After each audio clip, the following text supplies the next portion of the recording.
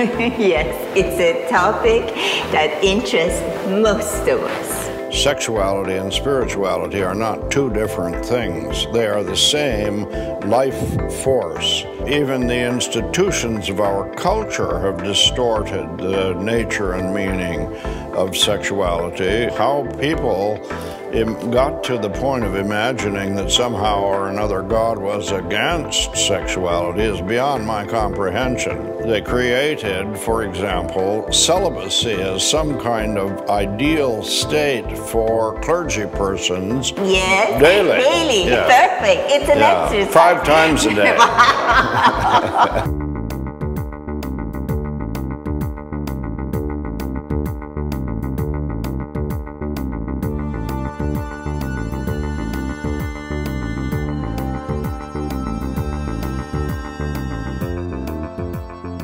To all true lovers, past, present, and future, who wish to be really present to their beloved in the moments of play and ecstasy, and who are willing to do the hard work of learning all the valid techniques of tenderness and attention.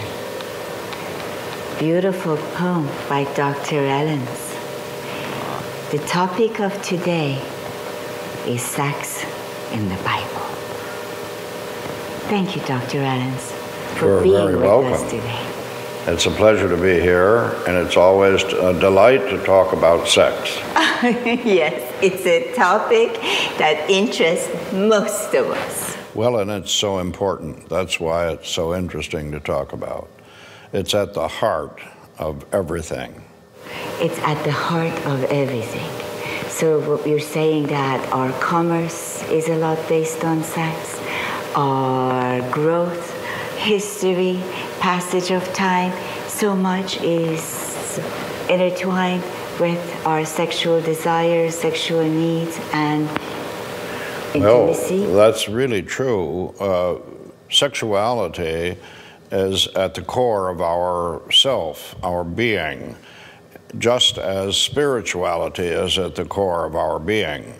Sexuality and spirituality are not two different things. They are the same life force at the center of ourselves. So they are linked as the life force, as being like the branches of the same exact tree. They are not only linked, but they are the same force. They're the same, one and the same. Wow, are you hearing this? This is even, much further than I would put it.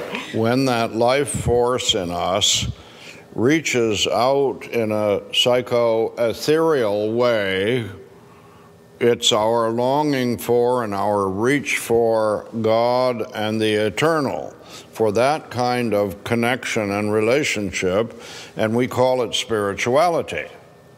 And when that same life force, that same hunger for meaning and connection and relationship reaches out psychosomatically through our bodies and our physiology and our chemistry, and it reaches out for relationship with another person, we call that sexuality. Those are the same drives, the same force, the same reach for connection and union with someone else, God or another human.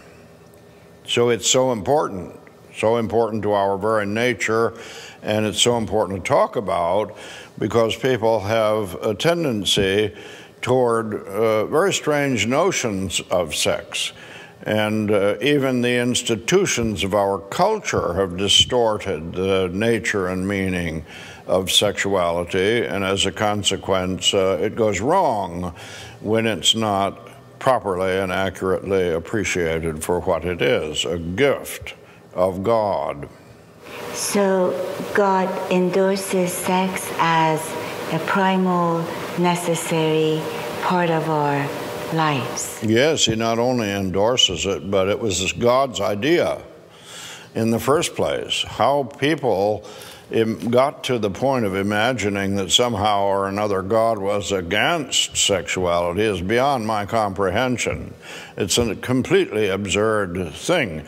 And to think that religious institutions, who on the one hand stand for God, or should at least, got to the point where they denigrated sexuality and put it down so severely that they created, for example, celibacy as some kind of ideal state for clergy persons, and repressed sexuality as though it was something to hide or something to be embarrassed about or ashamed of, so that it was sublimated and then it became distorted and sick. And so, you know, the church has a lot to answer for in this world for the way in which its repression of sexuality through the last 2,000 years has produced sick sexuality, because it was so repressed and subverted and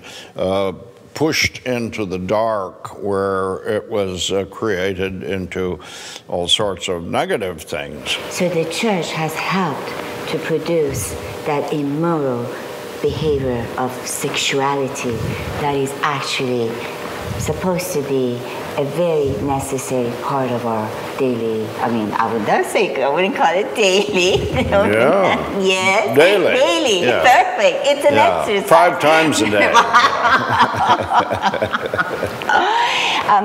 You have in your book about moralization. Are you talking about specific boundaries that we need to put for our sexual activities? Well, of course, not only the church has distorted the notions about sexuality, but these days also culture represses healthy, free, open, and celebrative sexuality. Western culture. And that's probably as influential on the church as the church is on the culture in that regard. But the truth is that God created sexuality for the sake of celebration and joy and good health and the excitement of relationship, not just for reproduction. Reproduction is attached to the exotic thrill of orgasm, but it's interesting, but not particularly critical, that that is the connection. God gave sexuality for the sake of the celebrative qualities of it. So sexuality is part of our vitality. Yes, well, God says in Genesis 1, you know, or at least the prophet reports this, God saying, "Let us make human beings in our own image, male and female." That means that to be in the image of God, you have to be male and female. You have to be sexual. Obviously, God is a very sexual person. God is a very sexual person. Maybe we could even say God is a very sexy person. Yes, I agree with that. You know, that's how I see it, because nature shows us that. Everything the birds and nature. The bees and, you know, everything about wind is sensual to me. And wind is also the symbol, the sign, the same word for spirit in the Bible. Isn't it, Doctor? Well, I've said before that I think God is really only heavily invested in beauty. And all of these other things God affirms and is for and created and emphasizes all contribute to beauty. And God is for truth and morality and honesty, because God is into beauty, and all of those contribute to it. And the sensuality of nature, the beauty of every aspect of nature, whether you're looking at the rose blossoming outside your window, or whether you're looking at the most remote constellation in the universe, it's so beautiful.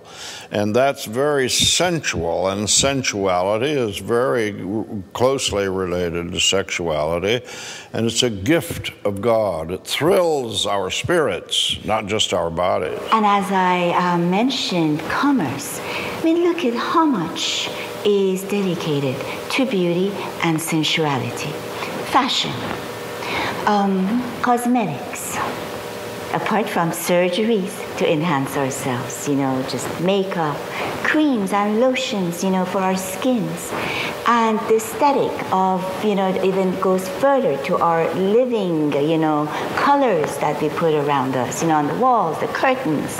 And the business of entertainment, so much is around sensuality and to connect us to that right path of being sensual, feeling sensual. God intends us to be very celebrative about our sexuality in every way possible. And so it's completely appropriate that human beings have channeled their sexual energy into creative imagination in developing all sorts of beautiful things. The driver for intellectual achievement and artistic achievement and all other forms of energetic achievement in life is sexuality. So I had the experience of being treated for prostate cancer, and that really destroyed my libido.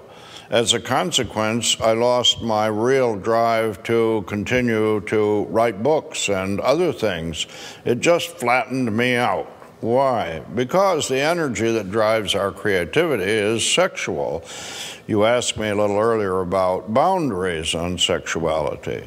Well, there are boundaries on sexuality, but not nearly so many as people have generally assumed. For example, this day and age, an awfully lot of people are living in common law marriages. They don't have a marriage license from the state, but they are living in a committed relationship, and they're having a full-fledged sexual life, and they're bearing children. Is that okay with the Bible? Absolutely.